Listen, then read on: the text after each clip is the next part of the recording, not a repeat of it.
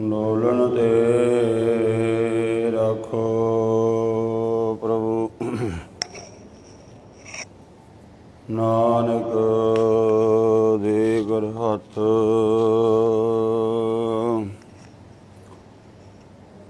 ਅਗਮ ਗੋਚਰ ਸਚ ਸਾਹਿਬ ਮੇਰਾ।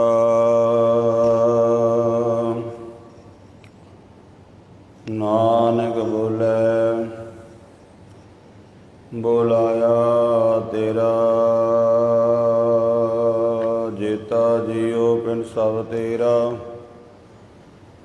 ਤੂੰ ਅੰਤਰਜਾਮੀ ਪੁਰਖ ਭਗਵਾਨ, ਦਾਸਨ ਦਾਸ ਕਹੇ ਜਨ ਨਾਨਕ। ਜਿਹਾ ਤੂੰ ਕਰਾਏ ਤਿਹਾ ਹੋਂ ਕਰੀ ਬਖਿਆਨ। ਸਤਿਨਾਮ ਵਾਹਿਗੁਰੂ ਸਾਹਿਬ ਜੀ ਆਸਾ। ਕਾਹੂ ਦੀਨੇ ਪਾਟ ਪਟੰਬਰ, ਕਾਹੂ ਪਲਗ ਨਿਵਾਰਾ।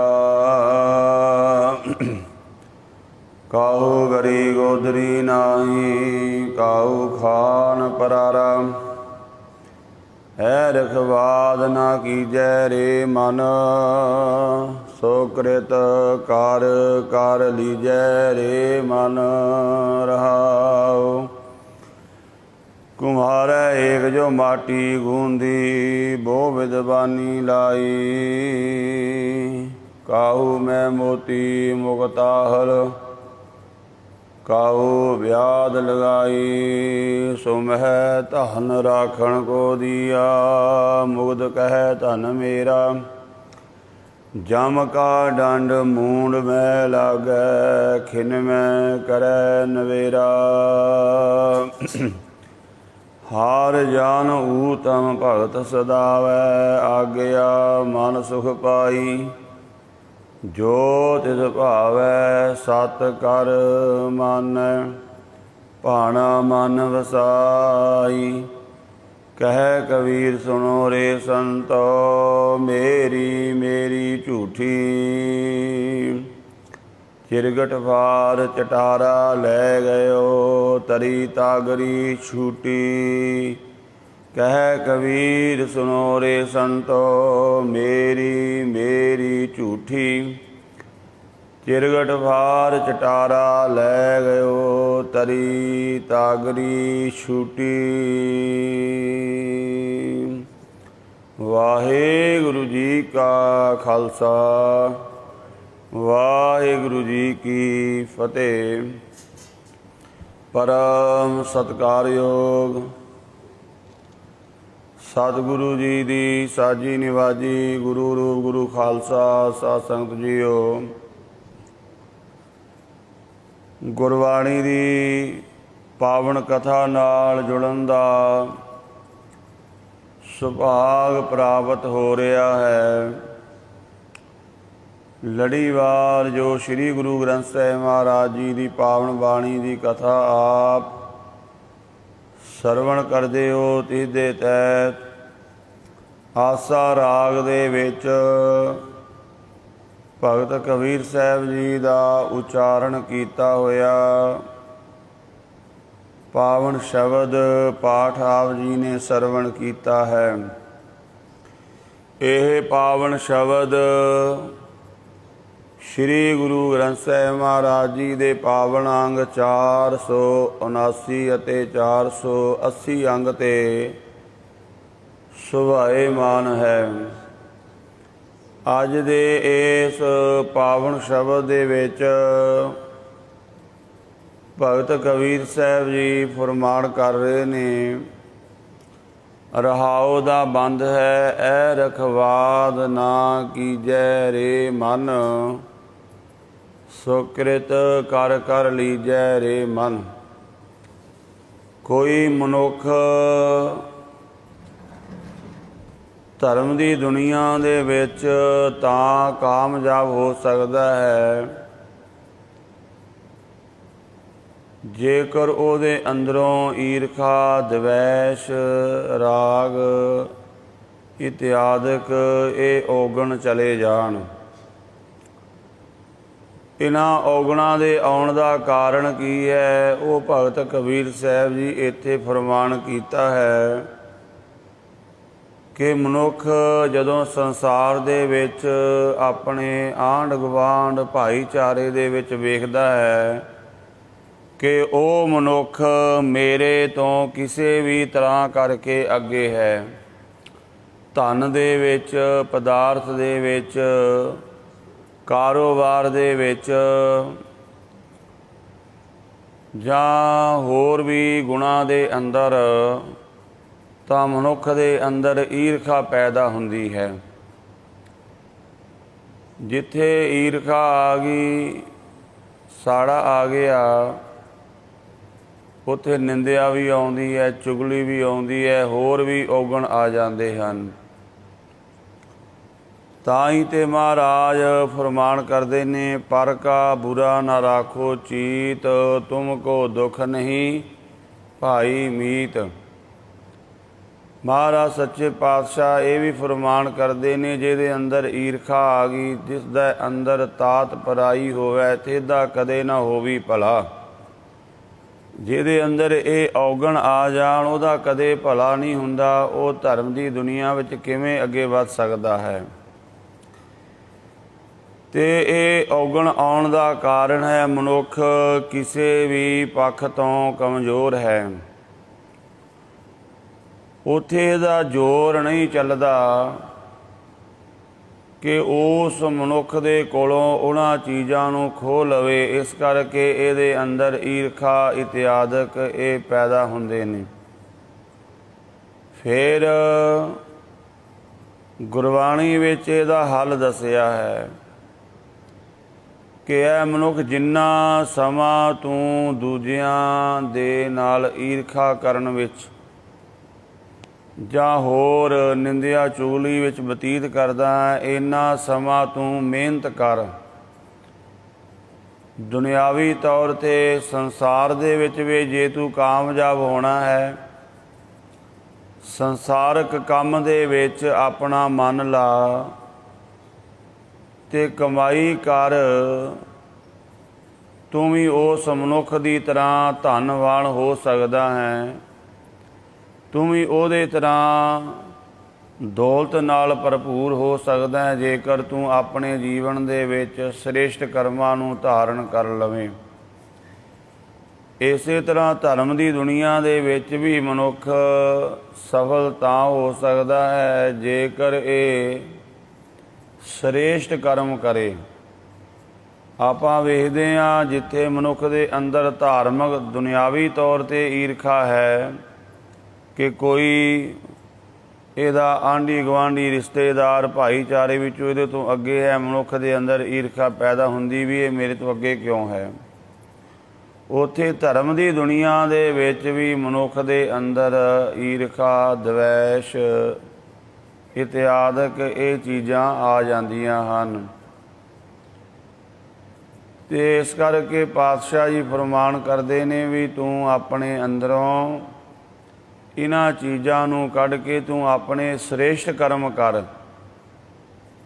ਉਹਨਾਂ ਸ੍ਰੇਸ਼ਟ ਕਰਮਾਂ ਕਰਕੇ ਹੀ ਤੂੰ ਸਫਲ ਹੋਵੇਂਗਾ, ਨਾ ਕਿ ਕਿਸੇ ਨਾਲ ਈਰਖਾ ਦਵੈਸ਼ ਕੜ ਕੇ। ਇਸ ਤਰ੍ਹਾਂ ਕਰਨ ਦੇ ਨਾਲ ਨਹੀਂ ਕਾਮਯਾਬ ਹੋਵੇਂਗਾ। ਸੋ ਆਓ ਭਗਤ ਕਬੀਰ ਸਾਹਿਬ ਜੀ ਪਾਵਨ ਸ਼ਬਦ ਦੇ ਦੁਆਰਾ ਜੋ ਉਪਦੇਸ਼ ਕਰ ਰਹੇ ਹਨ, ਫਰਮਾਨ ਕੀਤਾ ਹੈ, ਆਸਾ ਕਾਹੂ ਦੀਨੇ ਪਾਟ ਪਟੰਬਰ, ਕਾਹੂ ਪਲਗ ਨਿਵਾਰਾ, ਕਾਹੂ ਗਰੀ ਗੋਦਰੀ ਨਾਹੀ, ਕਾਹੂ ਖਾਨ ਪਰਾਰਾ। ਕਿਸੇ ਨੂੰ ਵਾਹਿਗੁਰੂ ਨੇ ਰੇਸ਼ਮੀ ਕੱਪੜੇ ਪਾਉਣ ਵਾਸਤੇ ਦਿੱਤੇ ਨੇ, ਬੜੇ ਸੋਹਣੇ ਤੋਂ ਸੋਹਣੇ, ਕੀਮਤੀ ਤੋਂ ਕੀਮਤੀ ਕੱਪੜੇ ਪਾਉਣ ਦੀ ਦਾਤ ਬਖਸ਼ੀ ਹੈ। ਤੇ ਸੌਣ ਵਾਸਤੇ, ਆਰਾਮ ਕਰਨ ਵਾਸਤੇ ਬੜੇ ਸੋਹਣੇ ਪਲੰਗ, ਨਿਵਾਰੀ ਪਲੰਗ। ਇਹ ਪਹਿਲਾਂ ਵੱਡੇ ਵੱਡੇ ਧਨਾੜ ਲੋਕਾਂ ਦੇ ਘਰ ਹੁੰਦੇ ਸੀ। ਆਮ ਘਰਾਂ ਦੇ ਵਿੱਚ ਤਾਂ ਜਿਹੜਾ ਮੁੰਜ ਦਾ ਵਾਣ ਵੱਟਿਆ ਹੁੰਦਾ ਉਹੀ ਮੰਜੇ ਹੁੰਦੇ ਸਨ। ਅਤੇ ਜਿਹੜੇ ਬਹੁਤੇ ਗਰੀਬ ਹੁੰਦੇ ਸਨ ਉਹਨਾਂ ਕੋਲ ਸਫਾਂ ਹੁੰਦੀਆਂ ਸੀ, ਉਹ ਆਪਣੀਆਂ ਕੁੱਲੀਆਂ ਵਿੱਚ ਘਰਾਂ ਵਿੱਚ ਧਰਤੀ 'ਤੇ ਹੀ ਸਫਾਂ ਵਸਾ ਕੇ ਲੰਮਾ ਪੈ ਜਾਂਦੇ ਸਨ, ਆਰਾਮ ਕਰਦੇ ਸਨ। ਕਿਸੇ ਮਨੁੱਖ ਨੂੰ ਇੰਨਾ ਕੁਝ ਮਿਲਿਆ ਹੈ, ਵਧੀਆ ਤੋਂ ਵਧੀਆ ਕੱਪੜੇ ਪਾਉਣ ਵਾਸਤੇ, ਆਰਾਮ ਕਰਨ ਵਾਸਤੇ ਵਧੀਆ ਪਲੰਘ ਨੇ, ਬੈਠਣ ਵਾਸਤੇ ਵਧੀਆ ਕੁਰਸੀਆਂ ਸੋਫੇ ਆਦਿਕ ਨੇ, ਅਤੇ ਕਈ ਐਸੇ ਨੇ ਉਹਨਾਂ ਕੋਲ ਗਲੀ ਹੋਈ ਗੋਦੜੀ ਵੀ ਨਹੀਂ ਪਾਉਣ 'ਤੇ।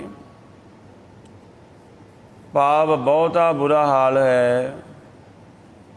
ਅਤੇ ਕਈ ਐਸੇ ਨੇ ਪਰਾਲੀ 'ਤੇ ਹੀ ਸੌਂਦੇ ਨੇ ਆਪਣੇ ਘਰਾਂ ਦੇ ਵਿੱਚ, ਜਾਂ ਆਪਾਂ ਵੇਖਦੇ ਹਾਂ ਸੜਕਾਂ 'ਤੇ ਵੀ ਕਈ ਮਨੁੱਖ ਜਦੋਂ ਪੋਹ ਦਾ ਮਾਘ ਦੇ ਮਹੀਨੇ ਨੂੰ ਠੰਡ ਪੈਂਦੇ ਨੇ ਉਹ ਥੱਲੇ ਪਰਾਲੀ ਥੋੜ੍ਹੀ ਜਿਹੀ ਸੁੱਟ ਕੇ ਲੰਮਾ ਪੈ ਜਾਂਦੇ ਹਨ। ਐਸਾ ਕਿਉਂ ਹੈ? ਆਪਾਂ ਆਸਾ ਕੀ ਵਾਰ ਦੀ ਪਿੱਛੇ ਕਥਾ ਸਰਵਣ ਕੀਤੀ ਹੈ। ਮਹਾਰਾਜ ਕਹਿੰਦੇ ਆਪੇ ਭਾਂਡੇ ਸਾਜਨ ਆਪੇ ਪੂਰਨ ਦੇ, ਇੱਕ ਨੀ ਦੁੱਧ ਸਮਾਈਐ ਇੱਕ ਚੁੱਲ੍ਹੇ ਰਹਿਣ ਚੜੇ, ਇੱਕ ਨਿਹਾਲੀ ਪੈ ਸਵਣ ਇੱਕ ਉੱਪਰ ਰਹਿਣ ਖੜੇ, ਤਿਨਾ ਸਵਾਰੇ ਨਾਨਕਾ ਜਿਨ ਕੋ ਨਦਰ ਕਰੇ।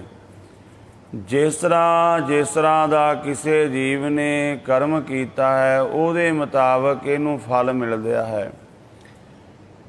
ਇਹ ਅੱਜ ਜੇ ਕਿਸੇ ਮਨੁੱਖ ਦੇ ਕੋਲ ਦੁਨਿਆਵੀ ਧਨ ਪਦਾਰਥ ਬਹੁਤ ਹੈ ਤਾਂ ਉਹਦਾ ਕਾਰਨ ਮਹਾਰਾਜ ਕਹਿੰਦੇ ਦਾਨੰ ਪਰਾ ਪੂਰਬੇਨ ਪੁਚੰਤੇ ਮਹੀਪਤੇ।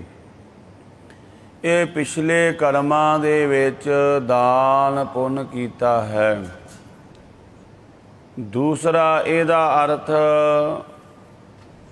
ਪੂਰਬਲਾ ਸਮਾਂ ਇੱਕ ਤਾਂ ਉਹ ਹੁੰਦਾ ਜਿਹੜਾ ਸਾਡਾ ਇਸ ਸਰੀਰ ਤੋਂ ਪਹਿਲਾਂ ਦਾ ਜੀਵਨ ਸੀ, ਜਨਮ ਸੀ ਸਾਡਾ ਕੋਈ। ਦੂਸਰਾ ਪੂਰਬਲਾ ਸਮਾਂ ਜਿਹੜਾ ਆਪਾਂ ਹੁਣ ਅੱਜ ਨਵਾਂ ਦਿਨ ਚੜ੍ਹਿਆ ਹੈ, ਇਸ ਤੋਂ ਪਹਿਲਾਂ ਜਿਹੜਾ ਪਿੱਛੇ ਬਤੀਤ ਕਰ ਚੁੱਕੇ ਆ ਉਹਨੂੰ ਜਿਹੜਾ ਬੀਤ ਚੁੱਕਿਆ ਹੋਵੇ ਉਹਨੂੰ ਕਹਿੰਦੇ ਨੇ ਪੂਰਬਲਾ ਸਮਾਂ। ਜਿਵੇਂ ਹੁਣ ਜ਼ਿਮੀਂਦਾਰ ਜਿਹੜਾ ਫਸਲ ਬੀਜੇਗਾ ਆਉਣ ਵਾਲੇ ਸਮੇਂ ਅੰਦਰ ਉਹਦੇ ਘਰ ਵਿੱਚ ਹੀ ਧਨ ਆਵੇਗਾ, ਅੰਨ ਆਵੇਗਾ, ਦੌਲਤ ਆਵੇਗੀ।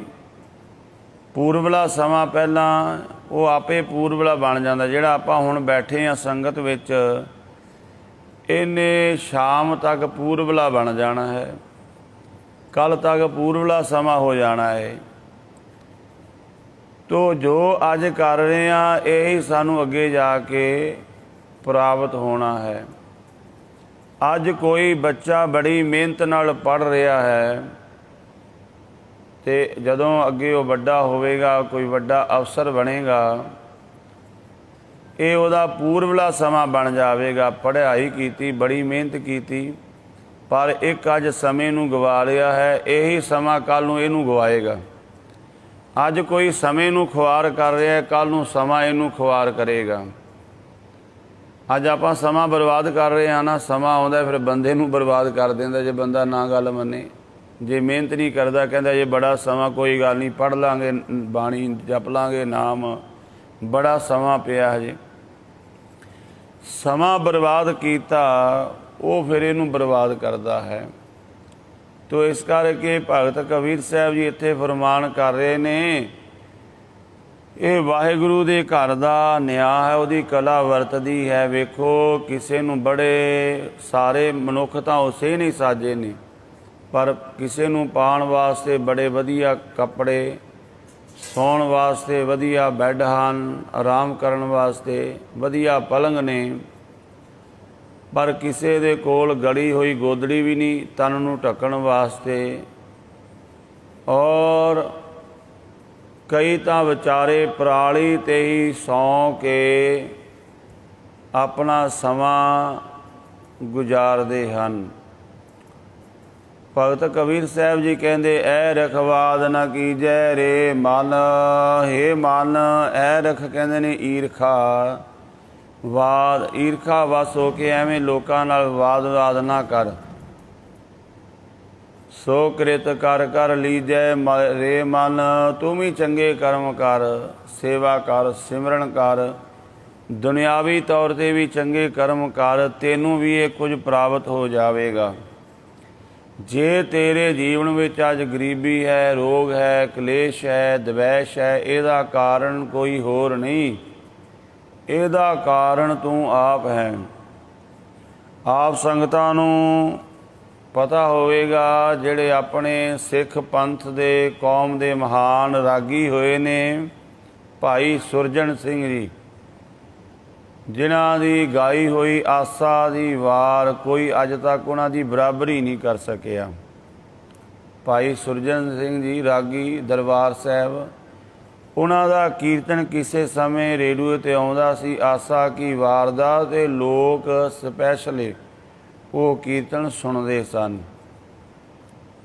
ਪਰ ਉਹਨਾਂ ਦੇ ਜੀਵਨ ਦੀ ਇੱਕ ਗਾਥਾ, ਇਹਨਾਂ ਦੇ ਘਰ ਵਿੱਚ ਬੜੀ ਗਰੀਬੀ, ਬੜੀ ਮੁਫਲਸੀ, ਇੱਥੋਂ ਤੱਕ ਕੀਰਤਨ ਵੀ ਕਰਦੇ ਨੇ ਪਰ ਤਨ ਦੇ ਕੱਪੜਿਆਂ ਨੂੰ ਗਾਂਢੇ ਲਾਏ ਹੋਏ ਨੇ, ਪਾਟੇ ਹੋਏ ਕੱਪੜੇ, ਟਾਂਕੇ ਲਾਏ ਹੋਏ ਹੋਣੇ। ਅਤੇ ਇੱਕ ਵਾਰੀ ਇਹ ਕੀਰਤਨ ਕਰਨ ਜਾਂਦੇ ਸਨ ਨਾਨਕਸਰ। ਉਸ ਸਮੇਂ ਬਾਬਾ ਈਸ਼ਰ ਸਿੰਘ ਜੀ ਉਹ ਮੌਜੂਦ ਸਨ।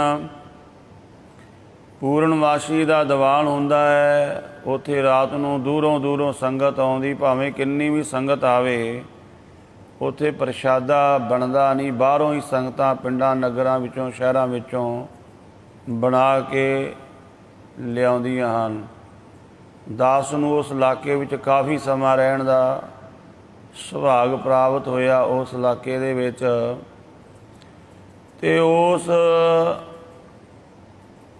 ਰਾਤ ਜਦੋਂ ਪੂਰਨਮਾਸ਼ੀ ਦਾ ਦੀਵਾਨ ਭਾਈ ਸੁਰਜਣ ਸਿੰਘ ਜੀ ਨੇ ਕੀਰਤਨ ਕੀਤਾ,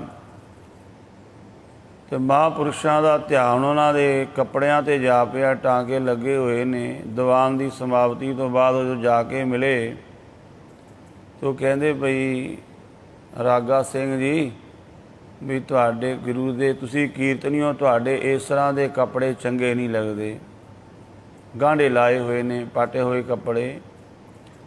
ਤਾਂ ਉਹ ਕਹਿਣ ਲੱਗੇ ਹੱਥ ਬੰਨ੍ਹ ਕੇ, ਭਾਈ ਸੁਰਜਣ ਸਿੰਘ ਜੀ ਕਹਿੰਦੇ ਮਹਾਂਪੁਰਸ਼ੋ, ਘਰ ਵਿੱਚ ਗਰੀਬੀ ਬੜੀ ਹੈ, ਪ੍ਰੋਗਰਾਮ ਇੰਨੇ ਪੈਂਦੇ ਨਹੀਂ ਹਨ, ਜਿਹੜਾ ਕੋਈ ਪ੍ਰੋਗਰਾਮ ਉਹਦੇ ਨਾਲ ਮਸੀਂ ਘਰ ਦਾ ਹੀ ਗੁਜ਼ਾਰਾ ਚੱਲਦਾ ਹੈ। ਉਹਨਾਂ ਨੇ ਕੁਝ ਸਮਾਂ ਆਪਣੀਆਂ ਅੱਖਾਂ ਬੰਦ ਕੀਤੀਆਂ ਅਤੇ ਕਹਿੰਦੇ ਬਿਮਾਰੀ ਲੱਭ ਪਈ ਹੈ। ਹੱਥ ਜੋੜ ਕੇ ਕਹਿੰਦੇ ਜੇ ਮਹਾਰਾਜ ਬਿਮਾਰੀ ਲੱਭ ਪਈ, ਇਹਦਾ ਇਲਾਜ ਵੀ ਦੱਸ ਦਿਓ। ਕਹਿੰਦੇ ਫਿਰ ਇੱਦਾਂ ਕਰੋ, ਸਵਾ ਮਹੀਨਾ ਤੁਸੀਂ ਇਹ ਜਾਪ ਕਰਨਾ ਹੈ। ਸ਼ਬਦ ਦੱਸ ਦਿੱਤੇ ਬਾਣੀ ਦੇ ਵਿੱਚੋਂ ਵੀ ਇਹ ਜਾਪ ਕਰੋ। ਉਹ ਫਿਰ ਘਰ ਜਾ ਕੇ ਘਰਦਿਆਂ ਨੂੰ ਕਹਿ ਦਿੱਤਾ ਵੀ ਮੈਨੂੰ ਸਵਾ ਮਹੀਨਾ ਤੁਸੀਂ ਕੋਈ ਕੰਮ ਨਹੀਂ ਕਹਿਣਾ। ਔਰ ਨਿਰੰਤਰ ਉਹਨਾਂ ਨੇ ਜਾਪ ਜਿਹੜਾ ਸ਼ੁਰੂ ਕਰ ਦਿੱਤਾ। ਫਿਰ ਦੇਖੋ ਕੈਸਾ ਉਹਨਾਂ ਦਾ ਨਾਮ ਪੰਥ ਦੇ ਵਿੱਚ ਬਣਿਆ। ਸਿਮਰਨ ਕਰਕੇ, ਸਾਧਨਾ ਕਰਕੇ, ਬੰਦਗੀ ਕਰਕੇ। ਇਹ ਜਿਹੜਾ ਸਵਾ ਮਹੀਨੇ ਦਾ ਨਾ, ਇਹਦੇ ਬਾਰੇ ਦਾਸ ਨੇ ਕਾਫੀ ਇਹਦੀ ਵਿਚਾਰ ਕੀਤੀ ਵੀ ਇਹਦਾ ਕਾਰਨ ਕੀ ਹੈ, ਸਵਾ ਮਹੀਨਾ ਕਿਉਂ ਕਿਹਾ ਜਾਂਦਾ ਜਾਪ ਕਰੋ। ਪੁਰਾਣੇ ਸਮਿਆਂ ਦੇ ਵਿੱਚ ਨਾ ਮਹਾਂਪੁਰਸ਼ਾਂ ਵੱਲੋਂ ਬੰਦੇ ਨੂੰ ਜੋੜਨ ਦੇ ਇਹ ਤਰੀਕੇ ਹੁੰਦੇ ਸਨ। ਅੱਜ ਵੀ ਬੰਦਗੀ ਕਰਨ ਵਾਲਿਆਂ ਕੋਲ ਵਿਧੀ ਹੁੰਦੀ ਹੈ। ਜੇ ਆਪਾਂ ਕਹੀਏ ਤੂੰ ਰੋਜ਼ ਨਾਮ ਜਪ, ਅਗਲਾ ਕਹਿੰਦਾ ਛੱਡੋ ਪਰਾਂ, ਕੀ ਨਾਮ ਜਪ ਹੀ ਨਹੀਂ ਸਕਦਾ। ਹਾਂ, ਕੋਈ ਉਹਨੂੰ ਥੋੜ੍ਹਾ ਜਿਹਾ ਕੰਮ ਦੇ ਦਿੱਤਾ ਵੀ ਜਾਵੇ ਇੰਨੇ ਦਿਨ ਕਰ ਲੈ, ਅਤੇ ਬੰਦਾ ਕਹਿੰਦਾ ਚੱਲ ਇੰਨੇ ਦਿਨ ਕੋਈ ਔਖਾ ਨਹੀਂ ਹੈ, ਇੰਨੇ ਦਿਨ ਤਾਂ ਮੈਂ ਕਰ ਲਾਂਗਾ। ਸਵਾ ਮਹੀਨਾ ਜਿਹੜਾ ਇਹ ਇੱਕ ਸਾਲ ਦਾ ਦਸਵੰਧ ਦਾ ਸਮਾਂ ਹੈ। ਇੱਕ ਸਾਲ ਦੇ ਵਿੱਚ ਕਿੰਨੇ ਦਿਨ ਹੁੰਦੇ ਨੇ? 365 ਦਿਨ। ਇਹਦਾ ਦਸਵੰਧ ਬਣਦਾ ਹੈ 37 ਦਿਨ, 37 38 ਦਿਨ ਬਣਦਾ ਹੈ। ਤਾਂ ਉਹ ਇਸ ਕਰਕੇ ਮਹਾਂਪੁਰਸ਼ਾਂ ਨੇ ਇਹਨੂੰ 40 ਦਿਨ ਦਾ ਟਾਈਮ ਬਣਾ ਕੇ ਦੇਤਾ ਵੀ ਜੇ ਕੋਈ ਇੰਨਾ ਜਾਪ ਕਰੇ ਕਿਸੇ ਨਾ ਕਿਸੇ ਤਰੀਕੇ, ਕਿਉਂਕਿ ਜਦੋਂ ਆਪਾਂ ਬਾਣੀ ਨਾਲ ਜੁੜਾਂਗੇ ਅਤੇ ਉਹ ਪੜ੍ਹੀ ਹੋਈ ਬਾਣੀ ਸਾਡੇ ਜੀਵਨ ਨੂੰ ਬਦਲ ਦਿੰਦੀ। ਫਿਰ ਬੰਦਾ ਰੋਜ਼ ਹੀ ਬਾਣੀ ਪੜ੍ਹਨ ਲੱਗ ਜਾਂਦਾ, ਨਾਮ ਜਪਣ ਲੱਗ ਜਾਂਦਾ ਹੈ। ਜੇ ਆਪਾਂ ਕਹੀਏ ਕਿਸੇ ਨੂੰ ਨਵੇਂ ਤੌਰ 'ਤੇ, ਜਿਵੇਂ ਬੱਚਾ ਸਕੂਲ ਪੜ੍ਹਨ ਜਾਂਦਾ, ਉਹ ਟੀਚਰ ਕਹਿੰਦਾ ਬਸ ਤੂੰ ਇੰਨਾ ਕੁ ਕੰਮ ਯਾਦ ਕਰ ਲੈ, एक हफ्ते का 10 दिन का टाइम दें भी इन्ने टाइम तू ये चीज़ याद कर लै बस। वो जो बच्चा तैयारी करता है फिर वो मन होर लगन लग जाता पढ़ाई में। इस तरह ये गुरमुखां दे कोल विधियां होंदियां ने। होर ऐसा नहीं भी सवा महीना तुसी शब्द का अभ्यास करोगे तो इन्ना कोई वक्री गल हो जानी। ये यही है कि साडा मन में दृढ़ता आ जाती है, विश्वास आ जाता है। जो आपां नूं हुंदा भी सवा महीना करना है तो पूरी शरधा भी बन जाती है, विश्वास भी बन जाता। आप रोज़ ही करना है, चलो इन्नी वो शरधा नहीं बनती, फिर उन्नी भावना नहीं बनती नवे बंदे दे अंदर जिहड़ा नवा इस मार्ग ते चलना चाहुंदा है। जे उन्होंने आपां की अमृत छक लै, बाणी पढ़ लै, ਉਹਦੇ अंदर इन्नी दृढ़ता नहीं आएगी। पर जे उन्होंने आप कहेंगे सवा महीना तो उन्होंने ये लगेगा भी कोई कला वरतन वाली है। तो जो अपने अंदर भरोसे नाल, क्योंकि वाहिगुरु नाम जहाज है चढ़े सोतरे पार, जो शरधा कर सेम दे गुर पार उतार, उदों आप शरधे बनती है। वेखो गुरपुरब हुंदा जदों गुरु साहबान किते नहीं गए, पर जदों उन्हां दा गुरप हुंदा अपने अंदर कितनी शरधा आउंदी है। अपने कोल पैसा भी पदार्थ भी है, पर आपां उन्नी शरधा नाल नहीं लैके आवांगे। जिस दिन गुरपुरब होएगा आपां कहांगे चलो आटा भी लै चलीए, गुरु के लंगर में सेवा करनी, माया भी देग भी करा दीए। क्यों? वो ऐटोमैटिक जो समा आउंदा ते शरधा बन जाती, अंदर दृढ़ता आ जाती है। गुरु तो अज भी इत्थे बैठा होया है, पर अज आपां उन्नी शरधा नाल नहीं आवांगे माफ़ करना। पर जिस दिन गुरपुरब होएगा ना, हुण अगे धन गुरु ग्रंथ साहिब महाराज जी का पहला प्रकाश गुरपुरब आ रहा 7 सितंबर नूं। वो जदों गुरपुरब आउंदा अपने अंदर एक शरधा एक दृढ़ता आ जाती है। तो मेन चीज़ यही है तुहाडा मन कित्थे टिकिया होया है। बस जदों शरधा बन गई, शरधा नाल कीता होया काम, तुसी कोई जप करो कोई तप करो, वो तुहाडा बेड़ा पार करेगा। जे शरधा नहीं है फिर पढ़ी जाओ, महाराज कहंदे फिर गल बननी नहीं है। शरधा बननी चाहिए है। इस करके हुंदा शरधा बन जावे तो उन्होंने जदों अभ्यास किया लगातार, तो फिर देखो उन्होंने कैसा नाम बनया। उन्होंने फिर कीर्तन रेडियो ते भी आया, लोग सुनते सन घरां विच बैठ के। तो बजाए अपने मन नूं आपां किसी साड़े विच लाइए, ईरखा विच लाइए, उहदे बजाए आपां सिमरन कर लईए भी ये बंदा मेरे तो अगे है, मैं ये तो अगे लंघना साड़ा करके नहीं, मैं बंदगी करके अपने श्रेष्ठ कर्मा करके। क्योंकि गुरबाणी में देखो भगतां दे प्रमाण दिते ने। उहदा कारण एक शब्द आउंदा है गुरु अर्जन देव महाराज जी का, वो भगतां दी बाणी विच आउंदा है। आसा राग दे विच ही शायद वो शब्द आउंदा है गुरु अर्जन देव महाराज जी का कि जिहड़ा धन्ना जट सी ना, उहने जदों भगतां दा ये जीवन पढ़िया, उहदे अंदर भी शरधा वो भरोसा आ गया भी जे ये लोग अगे लंघ सकते हैं, मैं क्यों नहीं अगे लंघ सकदा। जिवें उन्हां दा शब्द आउंदा है गोबिंद गोबिंद गोबिंद संग नाम दिओ मन लीना, आठ दाम को शीपरो होयो लाखीना, बुनना तड़ना त्याग कै प्रीत चरण कबीरा, नीच गुला जो लारा भयो गुणी गहीरा, रविदास ढवंता ढोर नीत इन त्यागी माया, प्रगट होआ साध संग दर्शन पाया, सैन नाई बुतकारिया, वो घर घर सुनिया हिरदे वसिया, पार ब्रह्म भगतां मैं गणिया, ए बिद सुन कै जाटरो उठ भगती लागा, मिले परतख गुसाइयां धन्ना वडभागा। भी मैं भी अगे लंघना है, मैं भी चाहता भी मेरे को सारा कुछ होवे ते उन्हां दी बदनामी करके नहीं। जे कोई धन विच तुहाडे तो अगे है, किसी का घर बहुत वधिया, किसी भी पक्ष तो अगे, तुसीं उहदी बदनामी करके नहीं अगे लंघ सकदे। बदनामी करके आप ही सड़ोगे। पर हाँ जेकर तुसीं को मैं इहदे तो भी वधिया घर बनाना, तो उसकी मेहनत करो, उस चीज़ की किसी भी चीज़ में जे अगे लंघना है।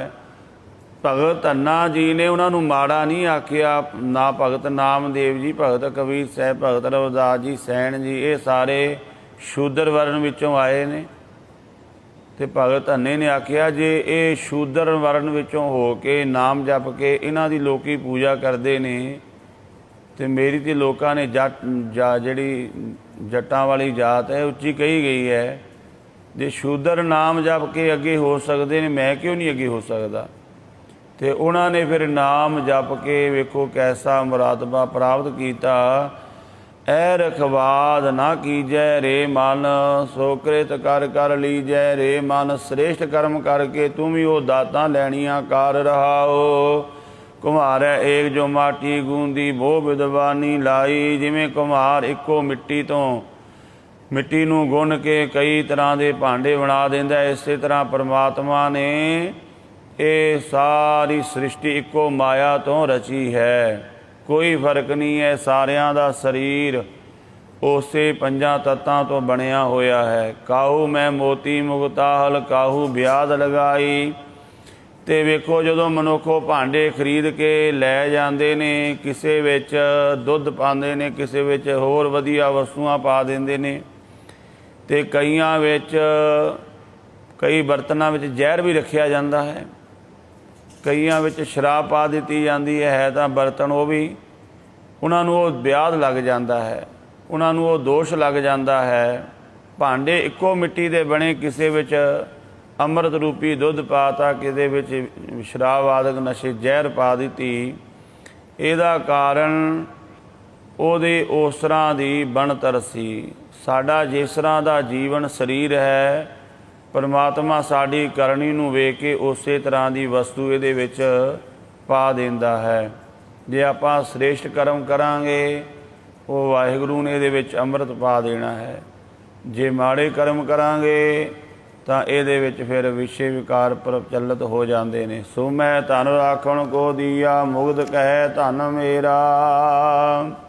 ਜਿਵੇਂ ਸ਼ੂਮ ਨੂੰ ਧਨ ਪਰਮਾਤਮਾ ਨੇ ਸਾਂਭਣ ਵਾਸਤੇ ਦਿੱਤਾ, ਪਰ ਉਹ ਧਨ 'ਤੇ ਕਬਜ਼ਾ ਕਰਕੇ ਬਹਿ ਗਿਆ ਕਿ ਇਹ ਧਨ ਮੇਰਾ ਹੈ। ਜਮ ਕਾ ਡੰਡ ਮੂੰਡ ਮੈਂ ਲਾਗੈ ਖਿਨਵੈ ਕਰੈ ਨਵੇਰਾ। ਜਦੋਂ ਜਮ ਦਾ ਡੰਡ ਆ ਕੇ ਲੱਗਾ, ਉਦੋਂ ਜਾਗਿਆ, ਪਤਾ ਲੱਗਾ ਇਹ ਧਨ ਤੇ ਮੈਨੂੰ ਵੈਸੇ ਦਿੱਤਾ ਸੀ ਪਰਮਾਤਮਾ ਨੇ, ਮੈਂ ਇਹਦੇ 'ਤੇ ਕਬਜ਼ਾ ਕਰਕੇ ਬਹਿ ਗਿਆ, ਮੇਰਾ ਹੈ ਮੇਰਾ ਹੈ।